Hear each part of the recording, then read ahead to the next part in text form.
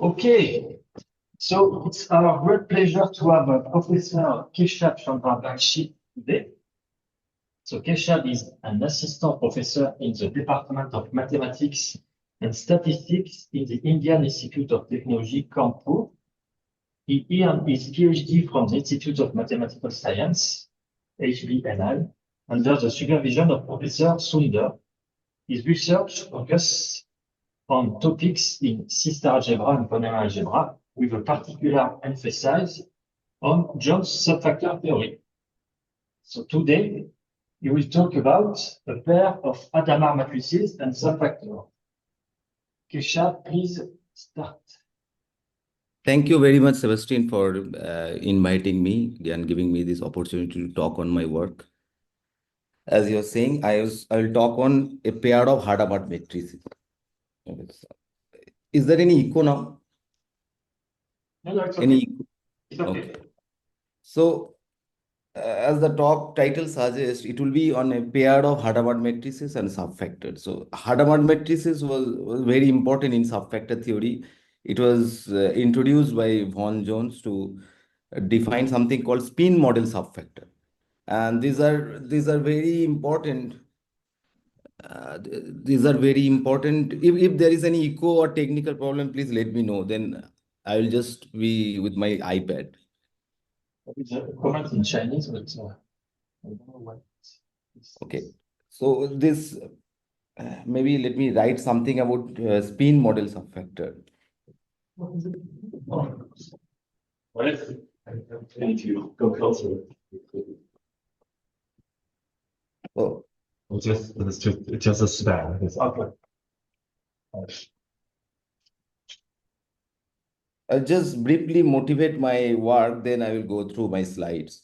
Okay. So this has been introduced by von Jones in the early days of subfactor theory, and these are yet not known what are the standard invariants of these spin model subfactors. Beyond the small index, nothing is known. And indeed, to understand the standard invariant of the spin model subfactor, von introduced this planar algebra that you can find in the Jones Sunder book. At the final chapter, you can see that planar algebra was very much planar kind of diagram was very much needed to understand the relative commutant, and which are basically standard invariant. So this was one of the reason to introduce planar algebra. This relative commutant is highly non-trivial of a spin model subfactor. And the spin model subfactor is what I will introduce all the terms, the subfactor and spin model, all these things. So given any Hadamard matrix, complex Hadamard matrix, one can introduce a subfactor, which are inclusion of some von Neumann algebra. And this has some index of that order of U.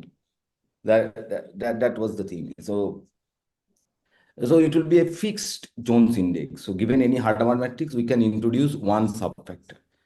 Now, our job is motivated by von Jones another idea of two subfactor theory.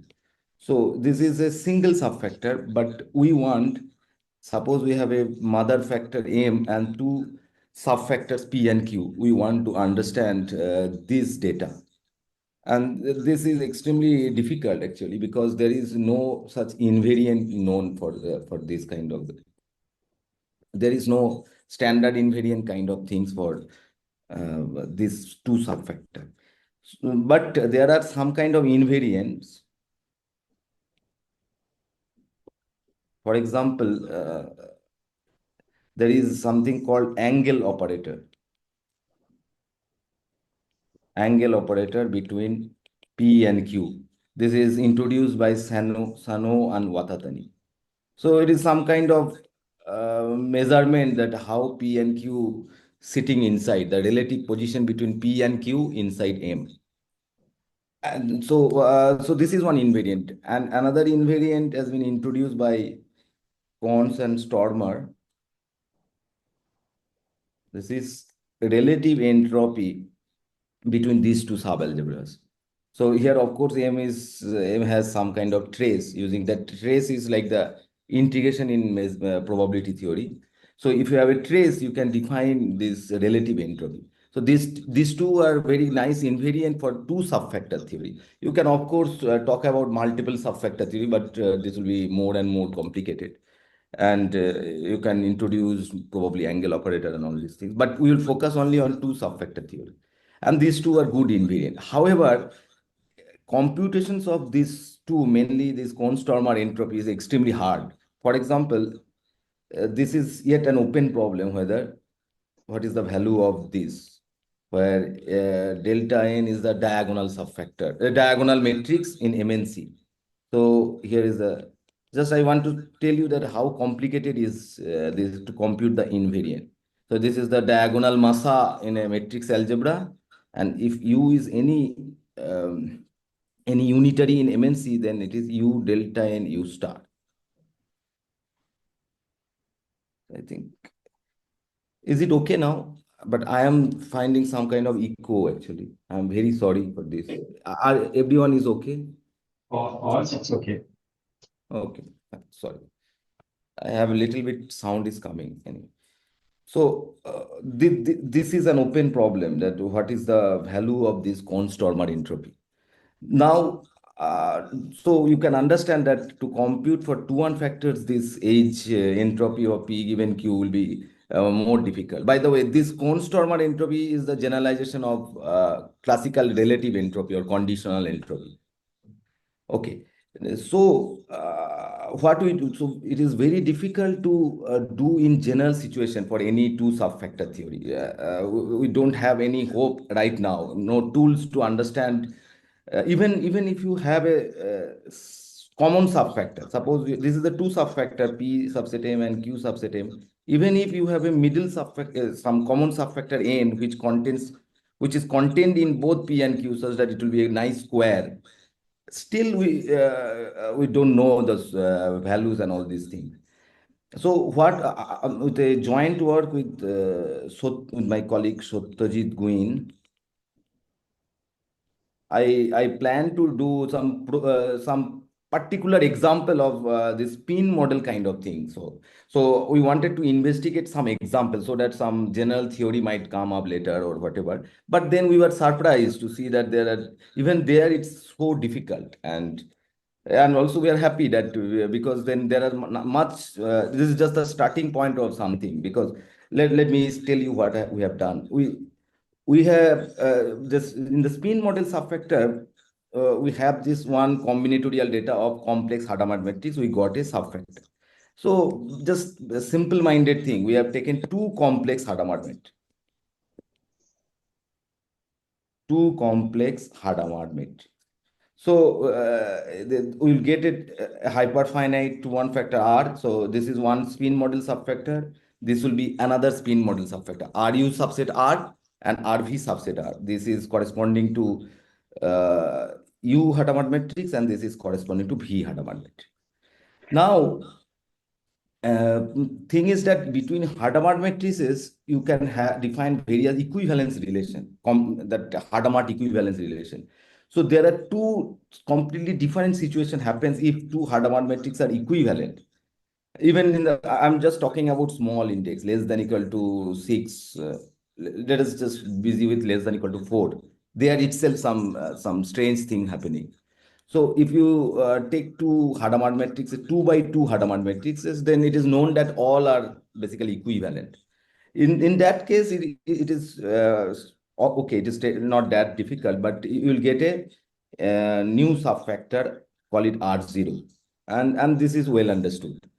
So, but as soon as you take the two Hadamard matrices are non-equivalent, then some strange thing happen, because you get a series of new subfactor. But this is the point, and all are different indices. That index of this new subfactor, there is a notion of Jones index. I'm sorry if it is confusing you. I'll define all these things. I'll try to give a brief overview of Jones index very soon. And this index will be just some 4n. So it is not depending on the Hadamard matrices order. Generally, given one Hadamard matrix, will get a fixed index, Jones index subfactor. But in this case, if you take two non-equivalent, for example, 4 by 4 Hadamard matrix, here itself computations are difficult. So I am just taking 4 by 4. In general, 7 by 7, 6 by 6, and all these things you can take. But we have done only for 4 by 4 because otherwise computations will be too hard. So if you take 4 by 4 complex Hadamard matrices, two complex Hadamard matrices, then the situation is drastically different than this 2 by 2 case. You will get a series of infinite depth, probably non-amenable subfactors, which are index is varying, which is not common in the one subfactor case. And not only that, in this non-equivalent Hadamard matrices, we found a new equivalence relation, completely new equivalence relation between these non-equivalent Hadamard matrices, such that there itself two cases happens. If non-equivalent Hadamard matrices are equivalent, then this situation happens. But if they are even not equivalent in with respect to this new equivalence relation, this will be infinite index. That so we don't understand why this is coming. And some language quality.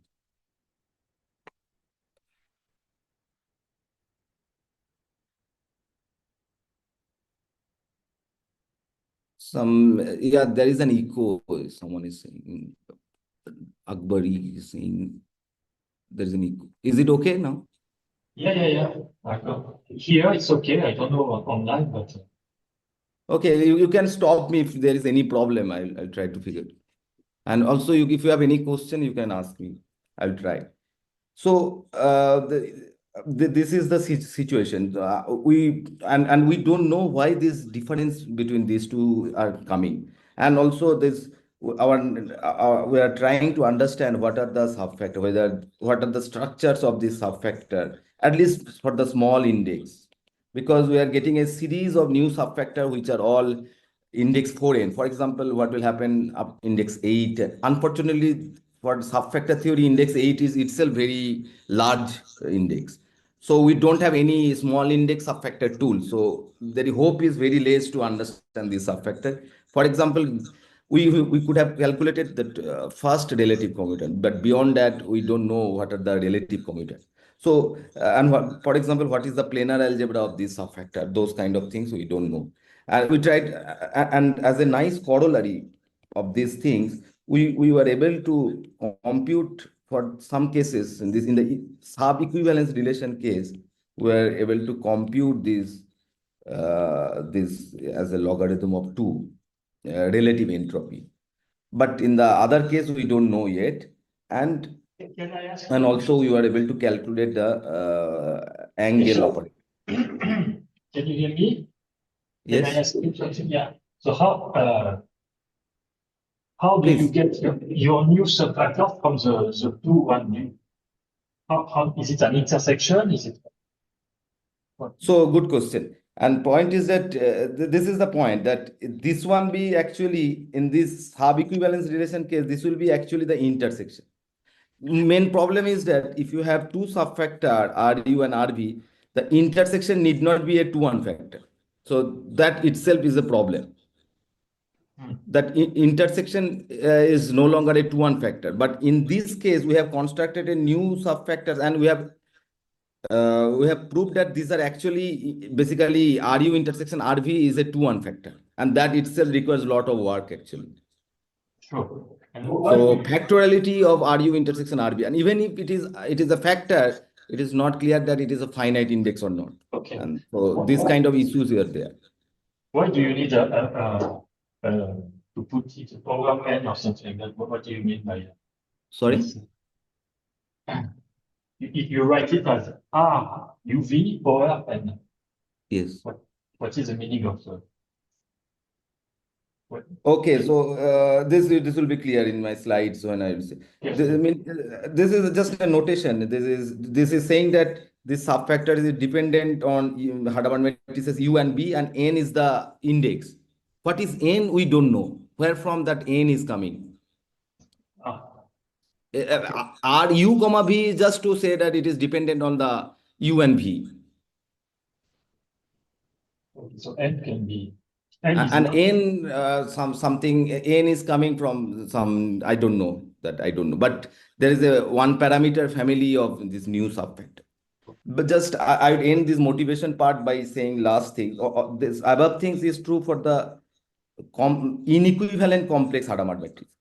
As I said, that if U and V are equivalent, that as a there is a classical notion of equivalence between two Hadamard matrices.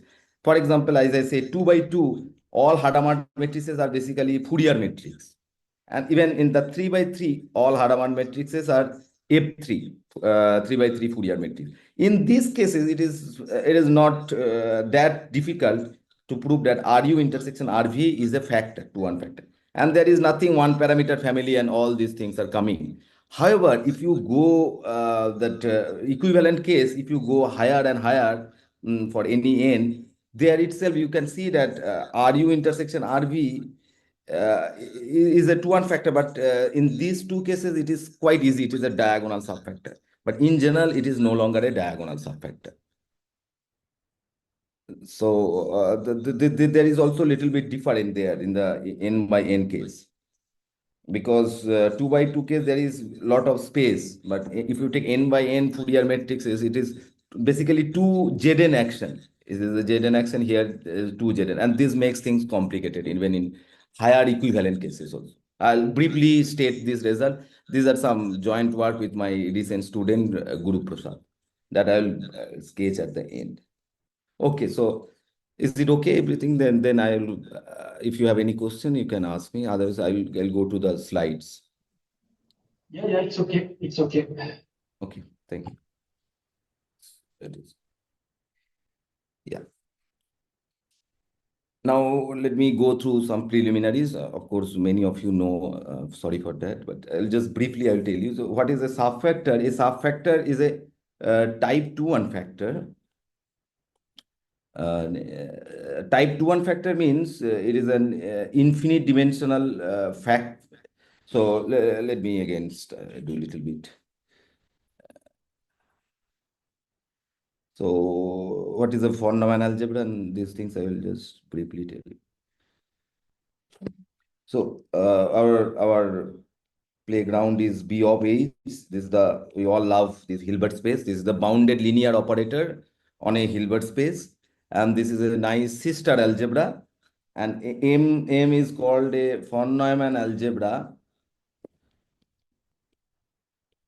This came into the picture because of a groundbreaking paper of Murray and von Neumann in 1930s, even before that, to give a mathematical formulation of quantum mechanics. And this is a von Neumann algebra if this is the definition. If M is strong operator topology closed. This is some locally convex topology on the B of H. This is nothing but operator xi. These are all elements in B of H. Xi converges to X, a net I am taking because it is no longer, you can take sequence.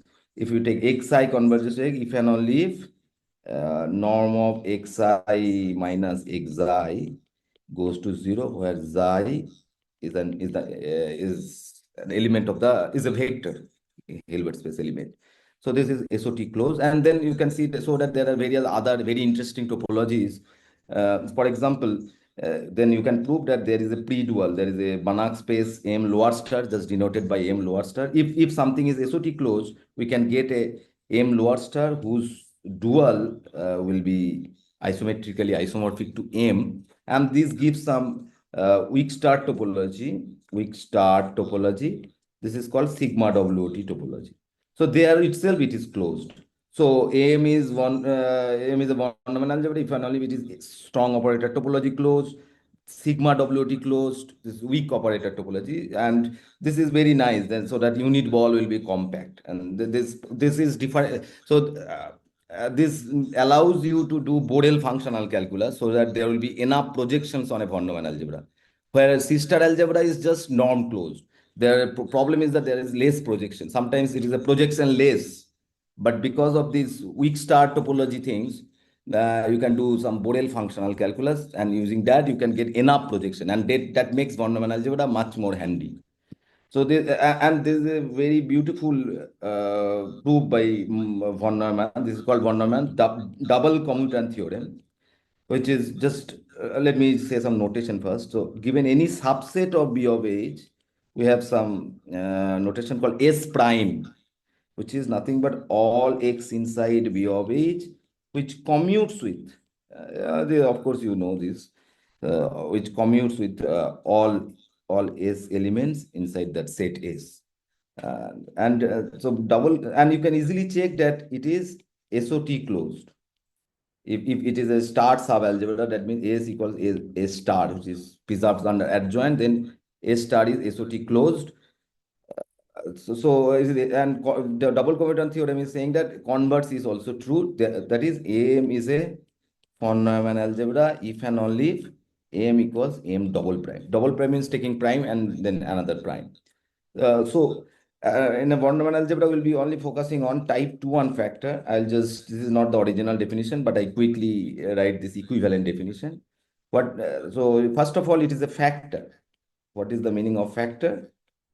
That is the center. This is the center is trivial. For example, MNC is a factor. B of H himself is a factor. So it is a factor, but here we add infinite dimensionality. So it is an infinite dimensional factor. So it withdraws those MNC. MNC is not, exclude MNC. MNC is not allowed to be a 2-1 factor. Plus, there exists a trace. Trace is nothing but a map from M to C. This is a linear functional which satisfies trace of xy equals to trace of yx and trace of 1 equals 1. That does not allow B of H to be a 2-1 factor. And so this is like you can do the integration kind of thing. This is the integration. And so this is the 2-1 factor definition. Now we are interested in subfactor. This is n subset M. This is a 2-1 factor. And this itself is a 2-1 factor. And identity of n equals identity of m. So this kind of thing is not allowed. This is not a subfactor, PMP subset M. This is, and examples, there are plenty of examples actually. If you take any ICC group, it is better to call it gamma. So, for example, Fn or S infinity, and even any finite index subgroup of any ICC group. ICC means conjugacy classes are infinite. Of course, you know all these things, but just I'm deeply telling that this is any non-trivial elements conjugacy classes is an infinite set. So examples are free groups with n generators. If you take these, then this is a 2-1 factor, group von Neumann algebra. This is all of our favorite things, L of gamma. This is generated by left regular representation. Now, if you have a subgroup, gamma naught inside gamma, which are also ICC, then L gamma naught subset L gamma is a 2-1 subfactor. For others, there are other factors also, type 3 and all these things. For them also, you can talk about type 3 subfactor theory and all these things. Even you can talk about type 1 subfactor theory. So this is just the inclusion of matrix algebra. So, for example, you have this group and subgroup, we have a notion of index.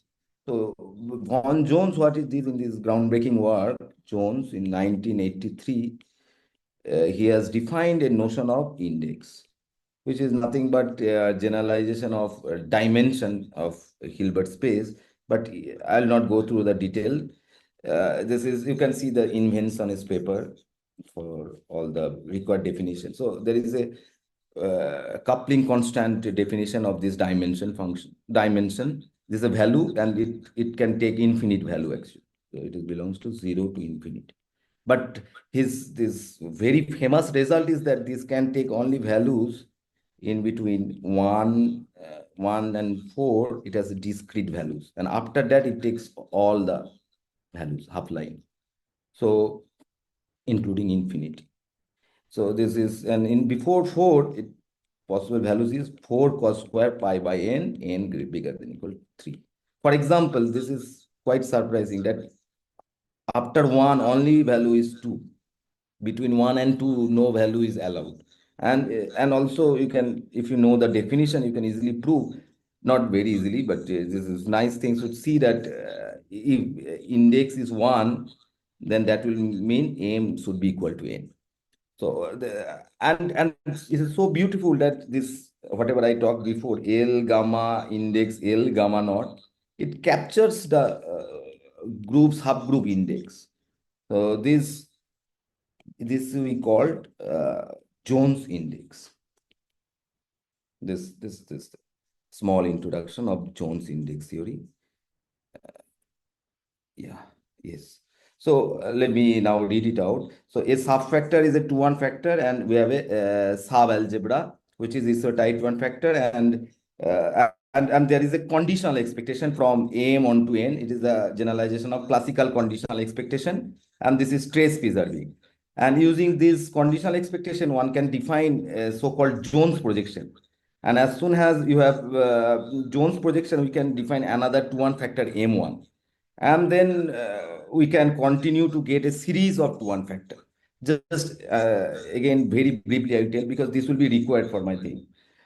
Let me explain a little bit. So given this N and M, what we can have a conditional norm 1 projection. And using that, we can have a Jones projection, which is nothing but L to M onto L to N.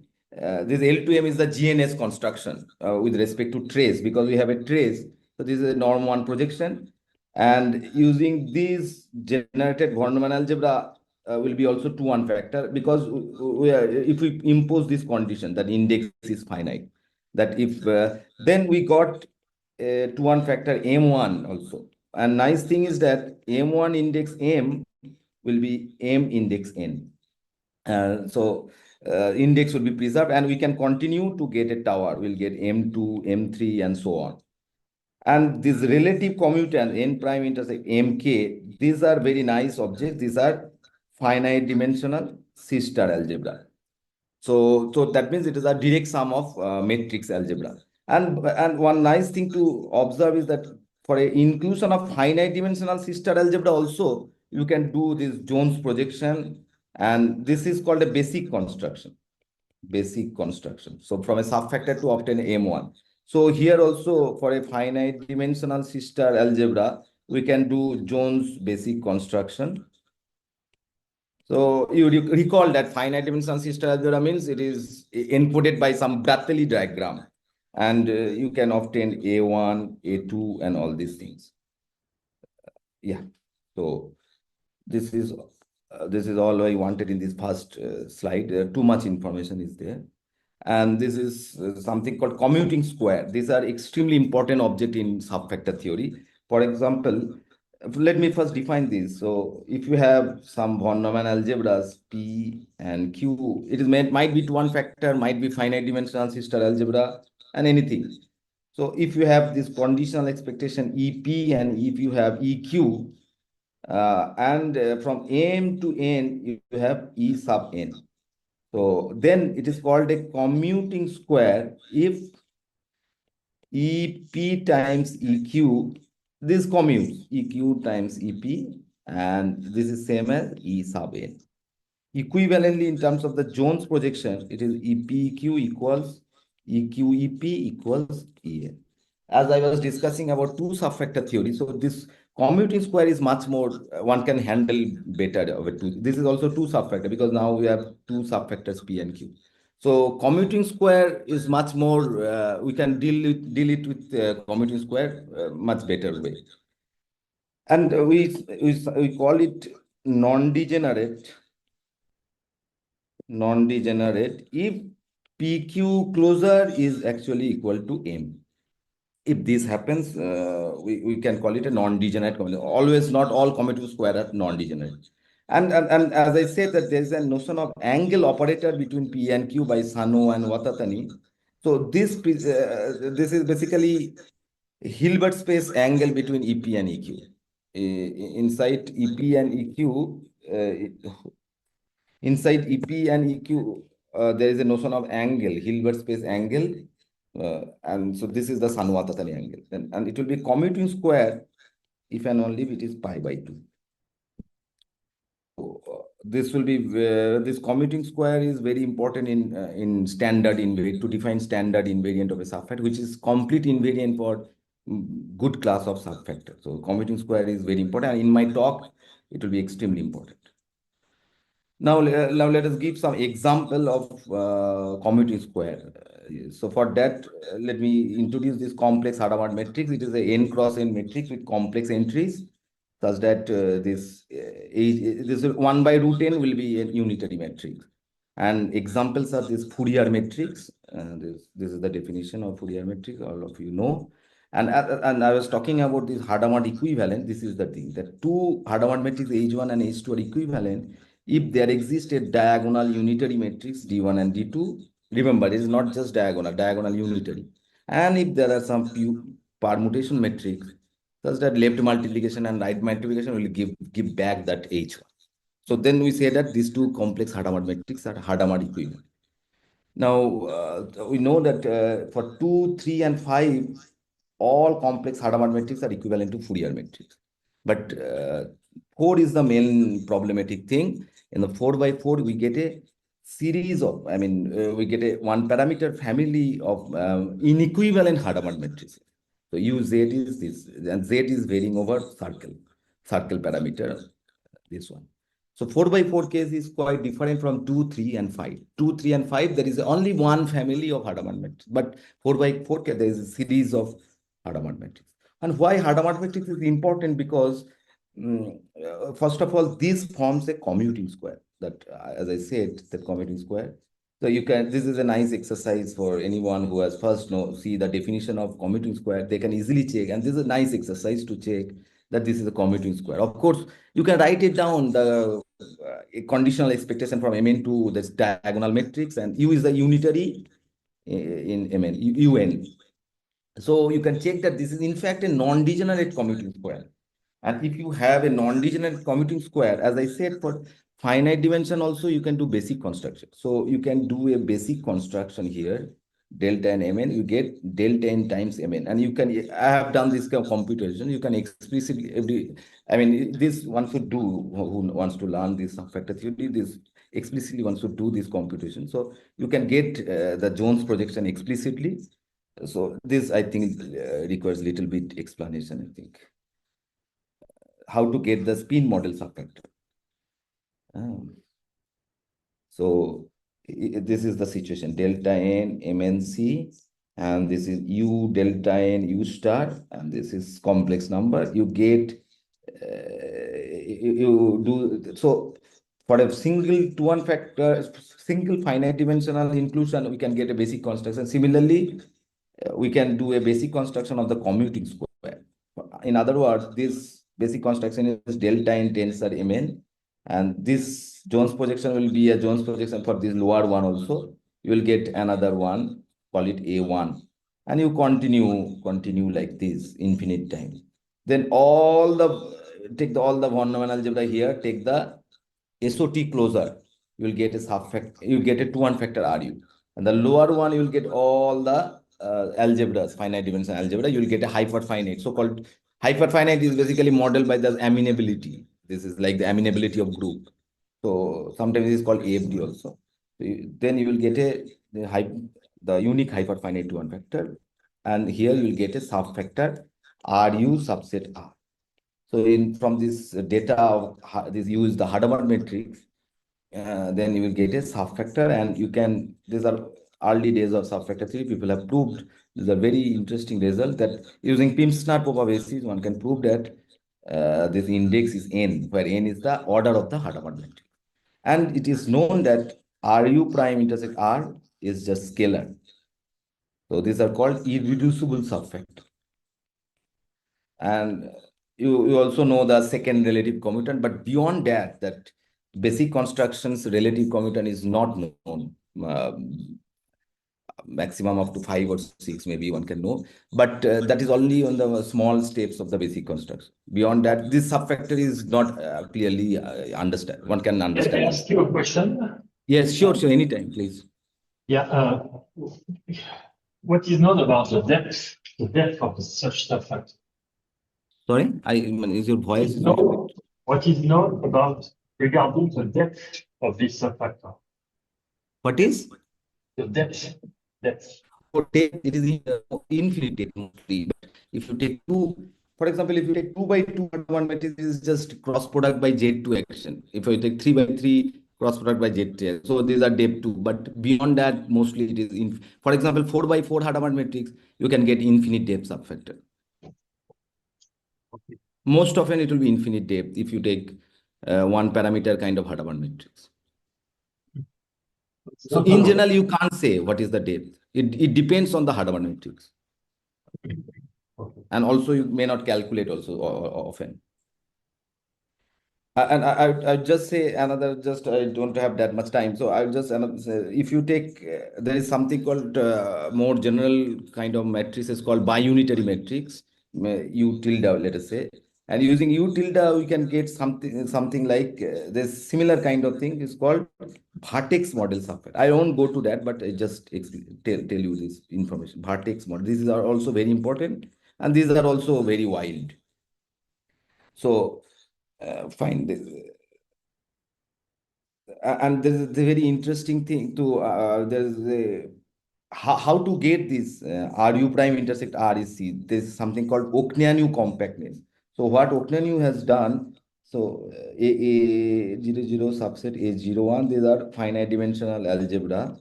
And this is very nice method to understand the relative commutant theoretically, but practically it is very difficult to compute. So these are the basic construction A1, 2, A1, 3. These are all basic construction of finite dimensional sister algebra, and these are also in the lower ground floor. These are the inclusions, right? So this is how I get it. I got R0 and R. It is more general, not just Hadamard matrix. Given any commuting square of finite dimensional sister algebra, non-degenerate commuting square of finite dimensional sister algebra, one can get a subfactor. And then this Oaknianu compactness is saying that this relative commutant one can compute like from the finite dimensional data. This prime inside this. However, I warn you that computation of this itself is very much difficult. You require sometimes computer help. But in this case, using this Oaknianu compact, there is a very interesting compactness argument inside the proof. And there's a notion of path algebra construction. So using that, you can prove these things that R0 prime intersect R is this encoded in this finite dimensional data. And using that, you can prove that Hadamard matrix is irreducible. So this is all about Oaknianu compact. Now let us come back to our thing. So we have taken two distinct complex Hadamard matrix. First of all, take order n. Then a priori it is not clear whether RU will be equal to RV or not. Whether we are really getting a two subfactor, that we don't know, because we are taking two complex Hadamard matrix. It might be that RU equal to RV. So first we are trying to characterize when that RU not equals to RV. For that, we have defined another equivalence relation inside Hadamard. There are many equivalence relations. Sorry for the confusion.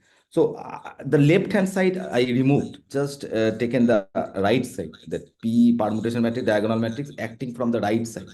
You can check that this will be also sub-equivalence relation of Hadamard equivalence.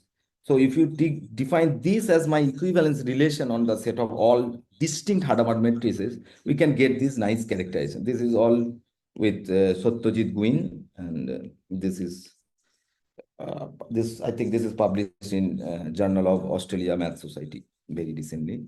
So given any n by n complex Hadamard matrix U and V, these Hadamard matrices are distinct if and only they are inequivalent. So in particular, if you take two Hadamard inequivalent, that is both side is allowed, P and D both side, then the Hadamard subfactors will be distinct, and that is very satisfying. First of all, this requires some work actually. Sorry, I'm skipping the proof for the time. I don't have time. So first of all, we have done a characterization when RU and RV are same. It turns out that if you take two distinct Hadamard inequivalent Hadamard matrix, then they will be the subfactors will be also distinct. Now let us focus on the 4 by 4 case. This is the most interesting thing we found actually. That 4 by 4 case. So consider this subgroup. Consider this subgroup of Sk such that omega power k is 1, omega is the roots of unity. And we know that there are two UA and UB. Remember that 4 by 4 case, there are a one parameter family of Hadamard matrix, which is parameterized by circle parameter A. So we have taken A and B, and we define another equivalence relation, that UA is equivalent to UB if A bar B is in this subgroup. Then you can also check that this is an equivalence relation on the 4 by 4 Hadamard matrix. Okay. Now, this is the basic construction explicitly I have done. It may not be needed for this theory, but this is very crucial. So just let me tell you here. So here is the thing. We have this MNC is here. We have this U delta U star. Here we have V delta V star, because we have taken two Hadamard matrix. One is UA and another is UB. And we have here delta N. This is C. So, and this is my C. Now this, if you do the basic construction, I have explicitly computed in the previous thing, what are the basic, you get, as I told you, that you will get RU subset R. And if you go on here, you get RV subset R. So you get two subfactors. But first point is that this RU intersection RV need not be a factor, as I explained. This is the situation. And here, this all the basic all the level of basic construction I have computed. This little bit calculations are required. This slide is that all the basic construction. Now, as again I have written, I don't know why, that these two subfactors are distinct, but with respect to because they are Hadamard inequivalent, these two subfactors are distinct. Now, this is the result we got, that if U and V are non-equivalent, this just now I define this non-equivalence, this one, this A bar B whole is in the circle. So if you do this equivalence relation, then this RU intersection RV is an infinite index subfactor. Not a subfactor, infinite index subalgebra. This is, yet we could not prove the factoriality. But still there is a notion of index, which is generalization of Jones index, called Pimsner-Popa index. This is more probabilistic. And this index we can prove infinite. However, we want in this non-equivalent case, we don't know yet the factoriality of RU intersection RV. But we can prove that in the equivalent case, there are a family of subfactors of index 4n. So let us go back to this picture. So how I will do, so take this and this intersection. Just imagine that we have a two sides of a door. And take this intersection with this intersection. Similarly, here also this guy and this guy, you take the intersection. This guy and this guy, you take the intersection. So you are getting again a series of subalgebras of matrix algebra. And if a simple-minded thing is just take the join or union of all these things. But point is that this is no longer a 2-1 factor, because any inclusion of finite dimensional sister algebra, if you take the closure, of course, you know that you may not get a 2-1 factor. If it coming from the basic construction, you will get a 2-1 factor. But I mean, if they form a commuting squares, with this, I'm sorry, this is a little bit technical now. So here, this intersection is C, and this intersection is itself, I can say now. So it will be more and more complicated. So these guys, if they form a commuting square, non-degenerate commuter, that is important. Then you can get a 2-1 factor, RU intersection RV, but that is not a thing. So see this equivalence relation here, you are getting some n, right? The equivalence relation is dependent on that omega power n. So sometimes we are getting at the 5th stage, you are getting a commuting square. Sometimes it is like some kind of depth is coming into the picture. Not that subfactor depth, but some kind of 2 subfactor depth. So after later stage also, So you will get after n step, you are getting a non-degenerate commuting. Once you get a non-degenerate commuting square, you can the basic construction will be also non-degenerate. So you'll get it to one factor. But it is increasing level of subfactors we are getting. So I just I just warn you one thing, that this is yet an open problem, whether if you get an inclusion of finite dimensional systems, whether you can complete it to a non-degenerate commuting square. This is an open problem. If you have this is finite dimensional sister algebra, whether you can get C subset D above such that you will get a non-degenerate commuting, it is very difficult open problem. So to prove that after some stage the intersection things will be commuting square itself require a lot of work. So you can see in that our paper we have too much argument with this spectral analysis, and some delicate arguments are there to prove that you have to get a commuting square. But surprise is that it is not at the fixed value, fixed number of fixed time we are getting that commuting square. This is varying. Sometimes we are getting it depends on the parameter, that a bar b whole power n is 1. When that if it depends on that n, so it is not that we're getting only at fifth stage or sixth stage. We get all the possible values. So there are two situations. One is the inequivalent case, we get infinite index, and here we'll get 4n. And luckily we could prove that in the equivalent case, these are no longer nothing but RU intersection RB. So for that we have to use the Oak-Nanu compactness and all these things.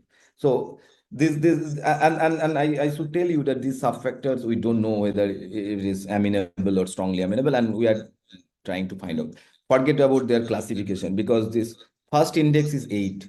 After 8 it is 12, 16. So no classification result is known. Now I'll quickly, I'm running out of time, so I'll quickly give some applications of our results. So as I said, there is a Kohn-Stormer entropy. I don't want to go to the detail of this, but this is the basically generalization of the relative entropy, conditional entropy, Kolmogorov-Sinai, conditional entropy's generalization. And this is like, you can think of like the distance between two subalgebras in some sense, like Kullback-Leibler distance kind of thing between two subalgebras. This is to measure the relative position between two subalgebras. And there's a nice thing with my previous work on entropy and proceedings of AMS. This requires some work. As I said, that computations of index is always difficult, but we only prove for the equivalent case. We can prove that index is equal to logarithm of 2, and for that we have to do some careful estimates of. We have to construct a new subalgebras, and using that we have to use my previous work. I don't want to go to that, but that requires some BIMSA-Tsinghua constant and all these things, and with some BIMSA-Tsinghua basis, all these some techniques of subfactors are required. But yet we don't know the value in the non-equivalent case. However, we do know that it is less than or equal to log 2. And that this in the table I have told you what are the various entropies of there is like intersection. You can talk about join also. So I have written it down. If you need, I can share this slide with you. Okay, now let us come to angle operator. So all the things that we could do only in the equivalent case. U is equivalent to V in that case. Non-equivalent case, we don't know. And of course, by result of Jones and Feng Zhu, we can say that in the non-equivalent case, this will be an infinite set. So in the equivalent case, we know that if M is just 4, for example, that the new subfactor we are getting, that index 8, that will be commuting square. So Sanwa-Tatani angle will be pi by 2. In the other case, also you get some this 2k pi by M. So you can completely find the value of the angle operator. Now let us come to the 2 by 2 case. So 2 by 2 case is little bit doable, is easy actually, but this is a starting point. Actually, we have started with this. We have written in the wrong order. So we have this RU and RV. This is Z to action. This is Z to action. Then this one can prove, this is not straightforward, but this one can prove that these two papers are actually equivalent and non-equivalent. Is a paper from one is in IGM, another one is Journal of Australia Math Society, and all these are with Satyajit Guin. So we can prove that this intersection is index 4. This is 2 index, this is 2 index, that intersection RU intersection RV is 4 index. Now you can see that in the 4 by 4 case, intersection is anything, not a fixed value. And that is the key point. And we want to understand is that theoretically, why this difference is coming. And we can, and again there is a surprise that as I said, that in the 4 by 4 case it was irreducible. RU prime intersect RB was C, but in this case the relative commutant will be C direct sum C.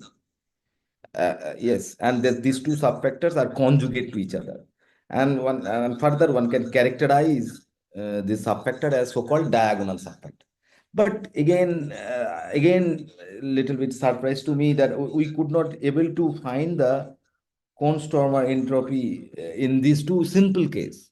Remember that even delta n and u delta n u star, that is an open problem for even for matrix, even for 2 by 2 matrix, that is an open problem. So in the 4 by 4 case, we were able to compute the Constormer entropy. In this easiest case, we don't know the value. We just know that this is less than equal to log 2 by some work of Popa, we can easily say.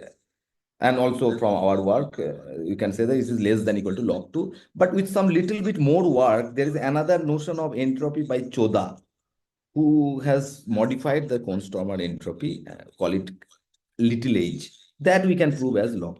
But we don't know the value of the Constormer entropy yet for 2 by 2 case.